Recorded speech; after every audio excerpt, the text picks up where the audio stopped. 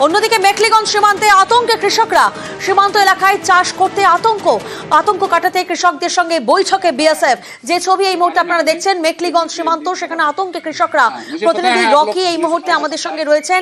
Rocky, খুব স্বাভাবিক যে সীমান্ত এলাকায় চাষ করতে তারা আতঙ্কে রয়েছেন, তারা ভয়ে রয়েছেন। বিএসএফ এর সঙ্গে বৈঠক হয়, তারা কি কিছুটা হলেও আশ্বস্ত? প্রিয়াঙ্কা, তোমাকে বলে রাখতে চাইবো, ভারত পাক যুদ্ধের আবহে এবার কিন্তু বাংলাদেশের সীমান্ত এলাকায় কৃষকদের দলবেঁধে জমিতে যাওয়ার নির্দেশ দিলেন বিএসএফ। কোচবিহার জেলার মেখলিগঞ্জ ব্লকে ইন্দো বাংলা সীমান্তে এলাকায় প্রায় 20 থেকে 22 কিলোমিটার এলাকা কিন্তু কাঁটাতার বিহীন রয়েছে, যার কারণে কিন্তু আতঙ্কে রয়েছে এলাকার বাসিন্দা কৃষকরা। কারণ কোচবিহার জেলার যে মেখলিগঞ্জ রয়েছে, সেখানকার কৃষকদের দাবি 16ই এপ্রিল কোচবিহার জেলার শীতলকুচির একটি কৃষক ভারতীয় ভূখণ্ডের মধ্যেই কাঁটাতারের ওপারে তার জমিতে সে চাষ করতে গিয়েছিল এবং সেখানকার বাংলাদেশি দুষ্কৃতী এবং বিজেপিতে তাকে তুলে নিয়ে যাওয়া হয়েছিল বলে অভিযোগ রয়েছে। এখনো তিনি বাড়ি ফিরেননি। আর এই আতঙ্কে কিন্তু গ্রামের বাসিন্দারা কৃষিকাজ করতে ভয় পাচ্ছেন।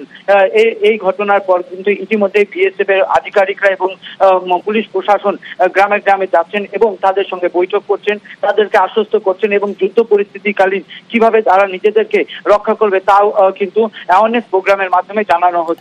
আর গোটা ঘটনায় কিন্তু আতঙ্কের পরিবেশ সৃষ্টি হয়েছে কৃষকদের মধ্যে। একেবারেই রকি, আমরা গ্রামবাসীরাই টেম্পোরারি ফেন্সিং লাগাইছে। এখনো মেখলিগঞ্জ থেকে ধাপড়া পর্যন্ত দহগ্রাম ভাঙার পথা প্রায় 22-23 কিলোমিটার উন্মুক্ত জায়গা রয়েছে। অনুপ্রবেশের সমস্যাটা খুব চিন্তার বিষয়। চাষাবাদেরও কি ক্ষতি করে? চাষাবাদের ফসল চুরি করে নিয়ে যায় না, ফসলে ওরাতে বাংলাদেশের তো গরু ছাগল এসে মানে ওরা পাঠিয়ে ফসল নষ্ট করে। আমি চাইছি ভারত সরকারের কাছে আবেদন, এই উন্মুক্ত জায়গায় যত তাড়াতাড়ি সম্ভব পার্মানেন্টলি যাতে ফেন্সিং হয়। এখানে বর্ডার আছে, আমাদের পাশেই আছে। তো আমরা এখানে উন্মুক্ত বর্ডার একদম 3 বিঘা 0 পয়েন্ট থেকে শুরু করে মেখলিগঞ্জ পর্যন্ত দহগড়া মাঙ্গার পোতা টোটালটাই খোলা। এদেরকে অ্যাওয়ারনেস প্রোগ্রাম করাচ্ছে বিএসএফ থানার থেকে, আমাদেরকে অ্যাওয়ারনেস প্রোগ্রাম করাচ্ছে কিভাবে চলতে হবে।